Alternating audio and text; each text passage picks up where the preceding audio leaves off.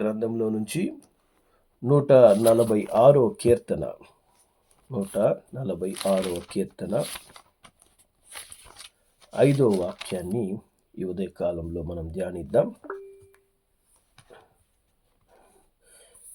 ఎవనికి యాకోబు దేవుడు సహాయుడగునో, ఎవడు దేవుడైన యెహోవా మీద ఆశ పెట్టుకునునో వాడు ధన్యుడు. దేవుని నామానికి మహిమ కలుగును గాక. కాబట్టి దేవుడు ఒక అద్భుతమైన మాట ఇక్కడ మనతో మాట్లాడుతున్నాడు. ఈ భూమి మీద నిజముగా ఆశీర్వదించబడినవాడు, నిజముగా దీవించబడినవాడు, ధన్యుడైనవాడు. ధన్యుడు అనగా అన్ని విషయంలో ఆశీర్వదించబడినవాడు.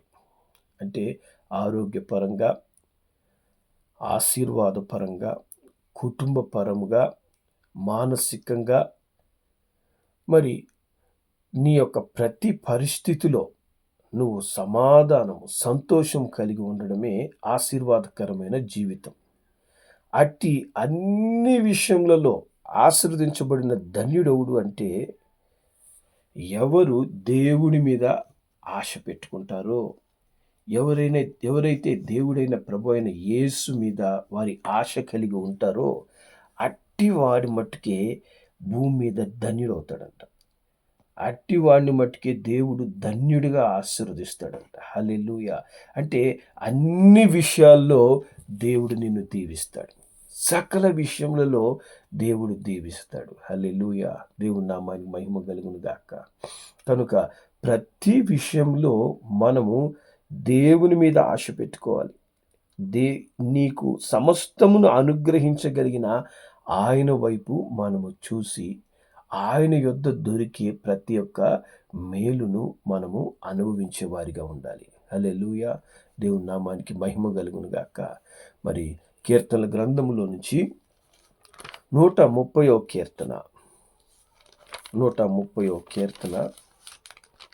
7వ వచనాన్ని మనం చదువుదాం. 7వ వచనం ఇక్కడ వాక్యం చెప్తుంది, ఇశ్రాయేలు యెహోవా మీద ఆశ పెట్టుకొనుము, యెహోవా యొద్ద కృప దొరుకును, ఆయన యొద్ద సంపూర్ణమైన విమోచన దొరుకును. హల్లెలూయా. ఇక్కడ వాక్యం చెప్తుంది, మనము మనుషుల మీదనో, పరిస్థితుల మీదనో, దేని మీదనో మనం ఆశ పెట్టుకోకూడదంట. దేవుని మీదనే మన ఆశ ఉండాలి. దేవుని వైపే మన ఆశ అనేది ఉండాలి. దేవుని మీద మనం ఎప్పుడైతే ఆశ పెట్టుకుంటామో,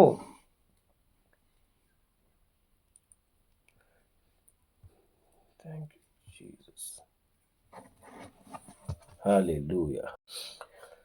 దేవుని మీద మనం ఆశ పెట్టుకున్నప్పుడే ఆయన యొద్ద మనకు కృప దొరుకును, ఆయన యొద్ద మనకు సంపూర్ణ విమోచన దొరుకును అని దేవుని వాక్యం సెలవిస్తుంది. కాబట్టి మన జీవితంలో నువ్వు ఎదుర్కొనే ప్రతి పరిస్థితి నుంచి నీకు విడుదల, సంపూర్ణ విమోచన అంటే ఏంటి? నువ్వు ఎదుర్కొనే ప్రతి పరిస్థితి నుంచి విమోచన, నువ్వు ఎదుర్కొనే ప్రతి శోధన నుంచి విమోచన, నువ్వు ఎదురు చూసే ప్రతి ఒక్క అవసరతలో ఒక విమోచన, అది దేవుని యొద్దనే దొరుకుతుందంట. హల్లెలూయా. అది నీకు దేవుని వద్దనే దొరుకుతుందని దేవుడి వాక్యం సెలవిస్తుంది. హల్లెలూయా. కనుక దేవుని మీద మనము ఆశ పెట్టుకోవాలి. దేవుని వైపుకు మన యొక్క కన్నులు తిరగాలి. దేవుని వైపు మనము తిరిగి ప్రార్థన చేయాలి. మరి దేవుని వాక్యం చెప్తుంది, సామెతల గ్రంథము 11వ అధ్యాయంలో, సామెతల గ్రంథం 11వ అధ్యాయము 23వ వచనాన్ని మనం చదువుదాం. ఇక్కడ వాక్యం చెప్తుంది, నీతిమంతుల కోరిక ఉత్తమమైనది, భక్తిహీనుల ఆశ అహంకారయుక్తమైనదంట. సరే, మరి భూమి మీద నీతిమంతులు ప్రార్థన చేస్తారు, భక్తిహీనులు ప్రార్థన చేస్తారు. భక్తిహీనుల ఆశ ఎటువంటి ప్రార్థనగా ఉంటుంది, లేదా ఎటువంటి ఆశగా ఉంటుందంటే అహంకారంతో నింపబడి ఉంటుంది. అహంకారయుక్తమైన ప్రార్థనను, అహంకారంతో నింపబడినటువంటి ఆశను దేవుడు అంగీకరించడు. దేవుని యొద్దకు వచ్చినప్పుడు మనము పూర్ణ హృదయంతో దేవుణ్ణి అడగాలి. దేవుని యొద్దకు వచ్చినప్పుడు ఆయనందు భయభక్తులు కలిగి మనం ప్రార్థించేవారిగా ఉండాలి. చాలాసార్లు ప్రార్థనలకు జవాబులు చాలామంది ఎందుకు పొందుకోరంటే అహంకారయుక్తమైన ప్రార్థనలు, అంటే స్వార్థపూరితమైనటువంటి ప్రార్థనలు చాలామంది దగ్గర ఉంటాయి. అందుకే దేవుడు అటువంటి ప్రార్థనలకు జవాబు ఇవ్వడంట. అహంకారయుక్తమైన ఆశ దేవునికి ఇష్టం లేదు. అట్టి ఆశ ఎవరి దగ్గర ఉంటుంది? దేవుని భయం లేని వారి దగ్గర ఉంటుంది. దేవుని భయం లేని వారి దగ్గర వాళ్ళ ఆశలు దేని మీద ఉంటాయంటే, మరి 1 యోహాను 2:16 చెప్తుంది, అది శరీరాశ, నేత్రాశ, జీవపు డంబం మీద తిరుగుతాయంట. వారి ప్రార్థనలంతా కూడా శరీర సంబంధమైన కోరికలు, శరీర సంబంధమైనటువంటి ఆశలు. నాకు ఇది కావాలా, అది కావాలా, నేను వేరే వాళ్ళకి అవన్నీ ఉన్నాయి, నాకు కూడా అవి కావాలి, నేను అవి పొందుకోవాలి. శరీరాశ, కంటికి కనపడినంత ఆశపడడం. జీవపు డంబం, నేను గొప్పగా, నేను హెచ్చింపబడాలి, నేను ఇంకొక విధంగా వేరే వాళ్ళకంటే నేను పైగా ఉండాలి అనేటువంటి ఒక జీవపు అతిశయం, అహంకారయుక్తమైనటువంటి ప్రార్థనలు. దేవుని యొద్ద నుంచి ఇవి రావు అని చెప్పి దేవుని వాక్యం చెప్తుంది. శరీరాశ, నేత్రాశ, జీవపు డంబంతో నింపబడిన ప్రార్థనలు దేవుని యొద్ద నుంచి రావంట. అందుకే యాకోబు రాసిన పత్రికలో దేవుని వాక్యం చెప్తుంది.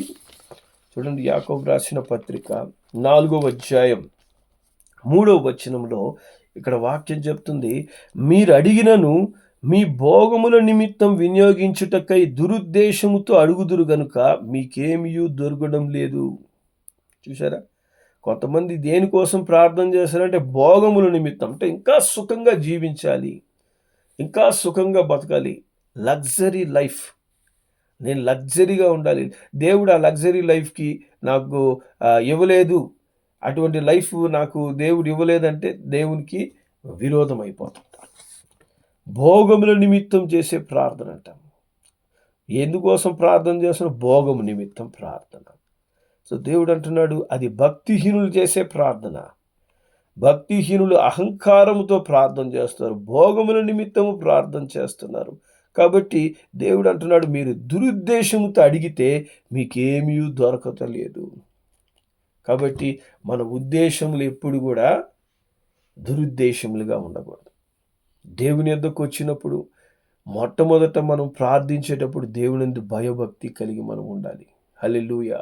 దేవుని యొద్దకు మనం ఆశగా వచ్చినప్పుడు ఆశ కలిగిన ప్రాణాన్ని తృప్తిపరిచే దేవుడు ఒకడు ఉన్నాడని మనం నమ్మి ఆయన యొద్దకు వచ్చినప్పుడు మనము భోగేచ్ఛల నిమిత్తం అడగం. అంటే లోక సంబంధమైన విషయాల కొరకు మనం ప్రభు సన్నిధిలో ప్రార్థన చేయం, కానీ మనకు ఏది అవసరమో అది దేవుణ్ణి అడుగుతాం. ఏది నీ జీవితానికి అవసరమో దాని కొరకు నువ్వు ప్రభు సన్నిధిలో మొరపెడతావు. భక్తిహీనుల ఆశ అహంకారయుక్తమైనది కనుకనే దేవుడు దాన్ని అంగీకరించడంట. మరి అదే సామెతల గ్రంథం 11:23లో మరి నీతిమంతుల ఆశ గురించి ఏం చెప్తున్నాడు? నీతిమంతుల యొక్క ఆశ ఎటువంటిదంటే 23వ వచనంలో, నీతిమంతుల కోరిక ఉత్తమమైనది. హల్లెలూయా. కాబట్టి నీతిమంతులు కూడా ఆశ ఉంటుంది. అంటే ఎవరో నీతిమంతులు? యేసు రక్తముతో కడగబడిన పరిశుద్ధులు, దేవుని యందు భయము భక్తి కలిగి ఆయన వాక్యానుసారంగా అనుదినము వారి జీవితాన్ని సరిచేసుకునేవారు, వారు నీతిమంతులు. కాబట్టి అట్టి నీతిమంతులకు కూడా కోరిక ఉంటుంది. వాళ్ళు మనుషులే కదా, వాళ్ళకు కూడా ఆశలు ఉంటాయి, వాళ్ళకు కూడా కొన్ని అవసరతలు ఉంటాయి, అనేక అవసరతలు ఉంటాయి. కాబట్టి ఈ నీతిమంతుల యొక్క కోరిక ఎట్లా ఉంటుందంటే అది ఉత్తమం, ద బెస్ట్ అనమాట. ఉత్తమం అంటే ఏంటి? ద బెస్ట్, శ్రేష్టమైన కోరికలు వాళ్ళకి కలుగుతాయంట. వాళ్ళకి భోగేచ్ఛల మీద ఉండవు, లోక సంబంధమైన వాటి కొరకు వాళ్ళు వెతకరు, లోక సంబంధమైనటువంటి జీవితాల కొరకే బ్రతికి దానికోసం వాళ్ళు చచ్చిపోరు. వాళ్ళ కోరికలు ఎప్పుడు కూడా ఉత్తమమైనవి, ద బెస్ట్ థర్స్ట్ అనేది ఉంటుంది, దాహం అనేది ఉంటుంది, శ్రేష్టమైన ఆశ అనేది వారిలో ఉంటుందంట. వాళ్ళ ప్రార్థనలు కూడా నీతియుక్తంగా ఉంటాయి, దేవుని వాక్యానుసారంగా ఉంటాయి. హల్లెలూయా. కాబట్టి దేవుడు చెప్తున్నాడు, నీతిమంతులకు కూడా కోరికలు ఉన్నాయి, కానీ అవి ఎట్లాంటి కోరికలు? ఉత్తమమైన కోరిక వాళ్ళు కలిగి ఉంటారు. అంటే అట్టి కోరికలు ఏం చేస్తాయంటే ఇతరులకి మేలుకరంగా ఉంటాయి. హల్లెలూయా! వీరు మట్టుకే దీవించబడ్డం కాదు, ఇతరులకు కూడా ఆ యొక్క వీరి కోరిక ఆశీర్వాదంగా మారుతది. హల్లెలూయా!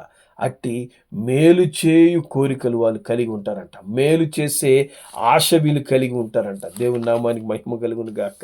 అందుకే పేతురు రాసిన మొదటి పత్రిక 3వ అధ్యాయం 12వ వచనంలో దేవుని వాక్యం చెప్తది, ప్రభువు కన్నులు నీతిమంతుల మీదను, ఆయన చెవులు వాళ్ళ ప్రార్థనల వైపును ఉన్నవి అని దేవుని వాక్యం చెప్తుంది. హల్లెలూయా! ప్రభువు కన్నులు నీతిమంతుల మీద ఉంటాయంట. ఆయన చెవులు ఎప్పుడు కూడా నీతిమంతుల యొక్క ప్రార్థన. ఎందుకంటే వాళ్ళు ఉత్తమమైన ప్రార్థన చేస్తారు. వారు మేలుకరమైన ప్రార్థన చేస్తారు. మరి భక్తిహీనులు కూడా ప్రార్థనల జవాబులు వస్తుంటాయంటే కొన్ని మరి లోకానుసారంగా వారు చేసే మోసపూరితమైన పనుల వల్ల వారు కొన్ని మేలు పొందుకుంటూ ఉండొచ్చు. కానీ అది నిరంతరం నిలవు. కానీ నీతిమంతుల యొక్క ప్రార్థనల ద్వారా వారు పొందుకునే మేలు తరతరాలకు ఆశీర్వాదంగా మారుతుంది. హల్లెలూయా! అందుకే దేవుడంట ఎప్పుడు నీతిమంతుల ప్రార్థనల వైపే ఆయన దృష్టి పెడతాడు. ఆయన చెవులు ఉంచుతాడు. వారి ప్రార్థనల కొరకు ఆయన ఎదురు చూస్తాడు. మరి పరిశుద్ధ గ్రంథంలో అనేక మంది నీతిమంతులు ప్రార్థన చేస్తున్నారు. కానీ మనం ఒక నీతిమంతుని ప్రార్థన మనం చూద్దాం. హల్లెలూయా! 2వ దినవృత్తాంతముల గ్రంథము 1వ అధ్యాయం 2వ దినవృత్తాంతముల గ్రంథం 1వ అధ్యాయము 7వ వచనం మనం చదివితే ఇక్కడ సొలొమోను రాజు ప్రార్థన చేస్తున్నాడు. ప్రార్థన చేస్తున్నప్పుడు దేవుడు ఆయనకు ప్రత్యక్షమయ్యాడంట. 7వ వచనంలో, ఆ రాత్రి యందు దేవుడు సొలొమోనునకు ప్రత్యక్షమై, నేను నీకు ఏమి ఇయ్యగోరుదునో దానిని అడుగుము అని సెలవిస్తున్నాడు. హల్లెలూయా! మరి దేవుడు ప్రత్యక్షమై, సొలొమోను నీకు ఏం కావాలి? ఇదిగో నువ్వు నన్ను సంతోషపరుస్తున్నావు, నాకు ఇష్టమైన ప్రార్థన చేస్తున్నావు, నా యందు భయభక్తి కలిగి నువ్వు జీవిస్తున్నావు కనుకనే నేను నీకు నువ్వు ఏం అడిగితే అది నేను నీకు ఇవ్వాలని ఆశపడుతున్నాను. హల్లెలూయా! మరి మానవులుగా మనల్ని కనుక దేవుడు ప్రత్యక్షమై నీకేం కావాలి అంటే మనం ఏం అడుగుతాం? సంపదను అడుగుతాం. మనకు ఇక కావలసినటువంటి ఏమేమి లిస్ట్ ఉన్నాయో అవన్నీ లిస్ట్ అంతా దేవుని ముందు కటకట చెప్పేస్తాం. దేవుడు ఆ లిస్టు చదివి ఆయనకే తలదొరిగిపోవాలి. ఓయమ్మ ఇన్ని ఆశలు లోపల ఉన్నాయా అని చెప్పాను. మరి సొలొమోను రాజు మరి ఆయన ఎదుగుకు వచ్చి నీకేం ఇవ్వాలి అని అడుగుతున్నాడంట. అడిగితే ఆయన ఒక మాట చాలా చక్కగా చెప్తాడు. 10వ వచనం మనం చదువుదాం. 10వ వచనం మనం చదివితే, ఈ నీ గొప్ప జనమునకు న్యాయము తీర్చే శక్తి గలవాడెవడు? నేను ఈ జనుల మధ్యన ఉండి కార్యములను చక్కబెట్టినట్లు తగిన జ్ఞానమును తెలివిని నాకు దయచేయి. హల్లెలూయా! ఈయన అంత గొప్ప దేవుడు, సృష్టికర్త అయిన దేవుడు ఆయన ముందు ప్రత్యక్షమై నీకు ఏమి కావాలని నేను నీకు ఇస్తాను, ఏమి కావాలని నీకు ఇచ్చేస్తానంటే ఈయన 2 అడుగుతున్నాడంట. ఏమడుగుతున్నాడు? నాకు కావాల్సింది జ్ఞానము, తెలివి. జ్ఞానము, తెలివి ఇవి 2 మట్టుకే నాకు కావాలయ్యా. ఇక నాకేం అక్కర్లేదు. నాకు జ్ఞానం ఇవ్వండి, తెలివినివ్వండి. ఎప్పుడైనా మనం ఇటువంటి ప్రార్థన చేస్తున్నామా? ఆయన తన కోసం ఏమని అడిగాడా? ఈ ప్రజలను పరిపాలించేందుకు నాకు జ్ఞానము, తెలివి కావాలయ్యా.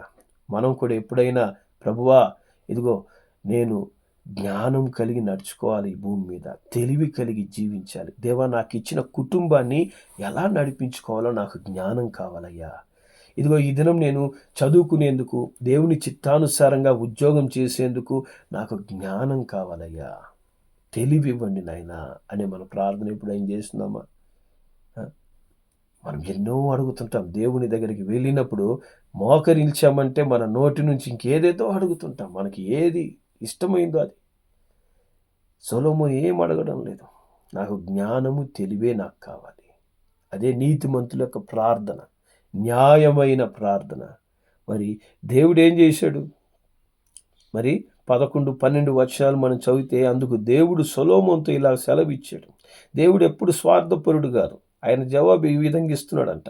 నీవు ఈ ప్రకారం యోచించుకొని ఐశ్వర్యమైన, సొమ్మునైనా, ఘనతనైనా, నీ శత్రువుల ప్రాణంనైనా, దీర్ఘాయువునైనా అడుగక నేను నిన్ను వారి మీద రాజుగా నియమించిన నా జనులకు న్యాయం తీర్చుటకు తగిన జ్ఞానమును తెలివిని అడిగి ఉన్నావు.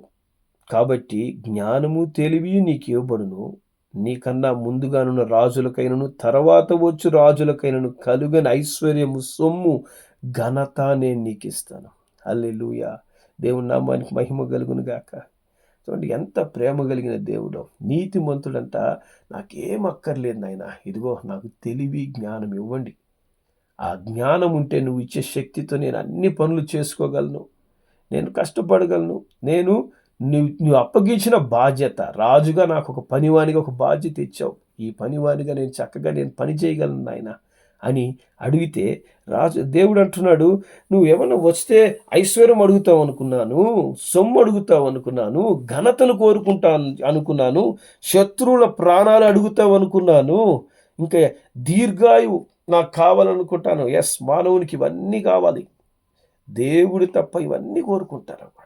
శత్రువుల ప్రాణాలు, నా శత్రువులు నాశనం అయిపోవాలి. కొంతమంది ప్రార్థనలు ఉంటాయి, వేరే వాళ్ళు ఎవరైతే వీరికి విరోధంగా ఉంటారో వారిని నాశనం చేయి ప్రభువా, నాశనం చేయి ప్రభువా అని ప్రార్థన చేస్తుంటారు. నాశనమయ్యే ప్రార్థనలు. నాకు అంత మంచి ఆరోగ్యం ఇవ్వండి, నాకు ఇంకే వ్యాధి ఉండకూడదు, నేను బ్రతికినంత కాలం సుఖంగా దీర్ఘాయువులు కోరుకుంటారు, ఐశ్వర్యాలు కోరుకుంటారు. ఇంకా ఏదంటే అది, ఏది కావాలంటే నోటికి వచ్చినవన్నీ, మనసులోకి వచ్చినవన్నీ దేవుని దగ్గర ప్రార్థనలు చెప్తుంటారు.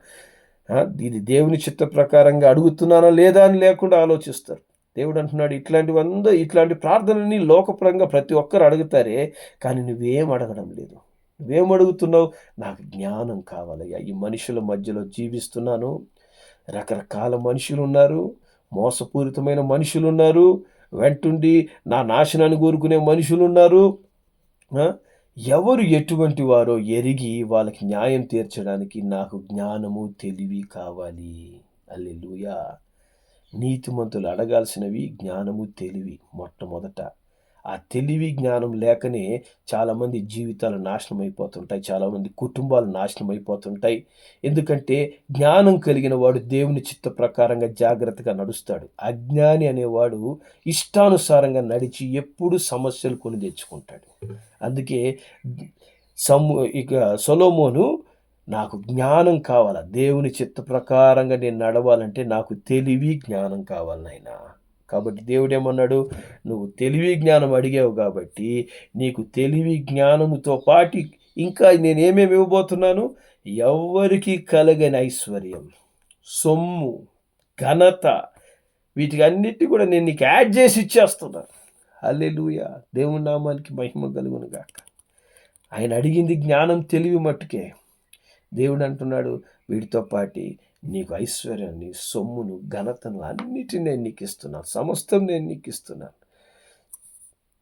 నీతిమంతులుగా మనము అడగాల్సినవి ఏదో కరెక్ట్గా జ్ఞానయుక్తంగా దేవుని సన్నిధిలో మోకరిల్లి అడిగితే మన జీవితాలకు అవసరమైన ప్రతిదీ దేవుడు అనుగ్రహిస్తాడు. ప్రభువు ప్రత్యక్షమయ్యేంత వరకు సొలొమోను దేవుని సన్నిధిలో కనిపెట్టాడంట.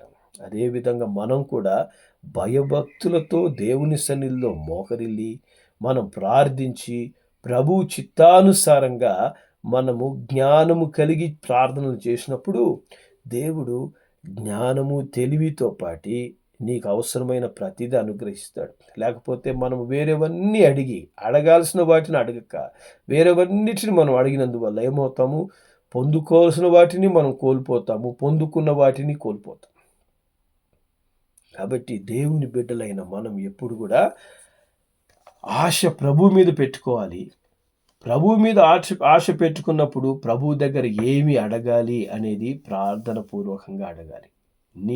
నీ జీవితానికి ఏది అవసరం? ఇప్పుడు సొలొమోను అడిగిన దాంట్లో తన జీవితంతో పాటు అందరికీ ఆశీర్వాదంగా ఉండి ప్రార్థన ఆయన చేశాడు. నాకు మట్టుకే జ్ఞానం వచ్చి నేను మట్టుకే సూపర్ మ్యాన్ అయిపోవాలనుకోలేదు. ఆయన ఏమనుకున్నాడు? ఈ రాజ్యం అంతటికి ఆశీర్వాదంగా ఉండే రీతిగా నాకు జ్ఞానం, తెలివి. హల్లెలూయా! నీతిమంతుడు ఇతరులు మేలు కోరుకునే విధంగా ప్రార్థన చేస్తాడు. అట్టి ప్రార్థన మనం ఎప్పుడైనా చేస్తున్నామా? స్వార్థంగా నేను, నా కుటుంబము, నాకు ఈరోజు ఏం కావాలి, ఇవే ప్రార్థనలు చేస్తున్నాం మనం. అది ఏంటంటే చిన్న మైండ్, చిన్న మనసు కలిగిన వాళ్ళు, తెలివి లేని వాళ్ళు చేసే ప్రార్థనలు అవి. అందరికీ మేలుకరంగా ఉండే విధంగా నా జీవితాన్ని ఉంచు ప్రభువా. అందరికి ఆశీర్వాదకరంగా నా జీవితాన్ని వాడుకో ప్రభువా. నా కుటుంబాన్ని నేను ఎలా నడిపించుకోవాలో కావలసిన జ్ఞానము, తెలివినివ్వండి ప్రభువా. దేవా తండ్రి, నేను వెళ్ళి తిరిగి సంచరించే ప్రతి స్థలంలో జ్ఞానము కలిగి మనుషులతో ప్రవర్తించేందుకు నాకు నీ కృప దయచేయి నాయనా. మరి ఇటువంటి జ్ఞానయుక్తమైన ప్రార్థనలు ఎప్పుడైతే వస్తాయో దేవుని యొద్ద నుంచి మనకు కృప, సంపూర్ణ విమోచన దొరికి మన జీవితాలను ప్రభు ఆశీర్వదించడమే కాదు, మన వల్ల అనేకులు దీవించబడతారు, ఆశీర్వాదం పొందుకుంటారు. హల్లెలూయా. అట్టి జ్ఞానము కలిగిన నీతిమంతుల ప్రార్థన మనం చేయడానికి ప్రాక్టీస్ చేద్దాం. ఎందుకంటే నీతిమంతుల యొక్క ప్రార్థన ఎట్లా ఉంటుంది? ఉత్తమమైనదే ఉంటుందంట. భక్తిహీనుల యొక్క ప్రార్థన ఎట్టుంది? అహంకారపు ప్రార్థన. అహంకారపు ప్రార్థనలు మనం చేయకూడదు. మనం ఉత్తమమైన ప్రార్థన, ద బెస్ట్ ప్రేయర్ మనం కానీ చేయగలిగితే సొలొమోను లాగా మనం దీవించబడతాం. హల్లెలూయా. అట్టి ప్రార్థన చేసేందుకు ప్రభు మనకు కృప దయచేయునుగాక. ప్రార్థన చేసుకుందాం. ప్రేమగల మా తండ్రి పరిశుద్ధుడా, నీకు వందనాలు, స్తోత్రములు చెల్లిస్తూ ఉన్నాం నాయన. ఈ ఉదయ కాలంలో మరి తండ్రి, ఎవరు నీ మీద ఆశ కలిగి ఉంటారో వారు ధన్యుడని చెప్తున్నావు నాయన. వారిని అన్ని విషయాలు నేను ఆశీర్వదిస్తానని చెప్తున్నారు. అట్టి నీతిమంతుని ప్రార్థన మాకు దయచేయండి. నీతిమంతుల వలెనైనా మేము జ్ఞానము కలిగి ఉత్తమమైన ప్రార్థన మేము చేయాలనైనా. తండ్రి, సొలొమోను ఒక ఉత్తమమైన ప్రార్థన చేస్తున్నాడు కనుకని సొలొమోనుకి కావలసిన జ్ఞానము, తెలివితో పాటి సమస్తాన్ని మీరు అనుగ్రహించారు. ఈ ఉదయ కాలంలో కూడా నాయన మాకు మొట్టమొదటగా జ్ఞానాన్ని ఇవ్వండి. ఎవరితో ఎట్లా మాట్లాడాలి, ఎక్కడ ఏ విధంగా ప్రవర్తించాలి, జ్ఞానము, తెలివి మాకు దయచేయండి ఆయన. అవి రెండు లేకనే అనేక జీవితాలు నాశనం అయిపోతున్నాయి, అనేక కుటుంబాలు నాశనం అయిపోతున్నాయి, అనేక మంది నైనా వారి జీవితాల్లో అనుకున్నవి సాధించలేకపోతున్నారు. యవన కాలంలో వాళ్ళ జీవితాలు సర్వనాశనం చేసుకుంటున్నారు. నాయన, ఈ లోకంలో జ్ఞానము లేనందువల్లే దుష్టుడు వారి జీవితాలని ఆడుకుంటున్నాడు నాయన. జ్ఞానము, తెలివి దయచేయండి. ఎవరు మంచివారు, ఎవరు చెడ్డవారు, ఎవరితో ఎలా మసలుకోవాలి, ఎవరితో ఎంతవరకు సహవాసాలని ఉండాలని తెలివి లేకుండా జీవితాలు సర్వనాశనం చేసుకున్న మనుషులు అనేకులు. కృప దయచేయండి. జ్ఞానము, తెలివి ఇచ్చి ఈ అంచె దినాల్లోనైనా జాగ్రత్తగా జీవించడం మాకు నేర్పించండి పరిశుద్ధుడా. పరిశుద్ధంగా జీవించడం నేర్పించండి నాయన. అట్టి జ్ఞానము కలిగి, నీతి కలిగి ఈ లోకంలో నీకు సాక్షులుగా జీవించే భాగ్యాన్ని మాకు అనుగ్రహించమని యేసు నామములో ప్రార్థిస్తున్నాము తండ్రి. ఆమేన్.